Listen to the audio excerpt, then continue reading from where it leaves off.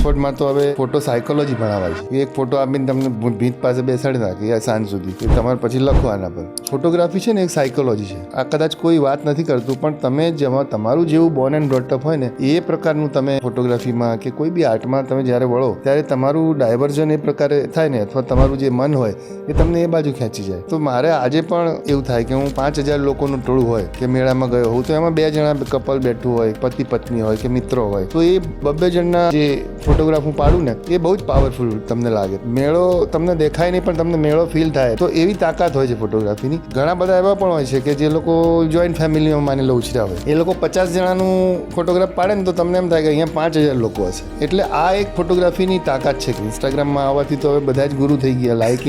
Like ઉપર બધી photography ની વાત થઈ ગઈ, પણ ફોટોગ્રાફી છે ને હંમેશા પ્રેઝન્ટની વસ્તુ છે.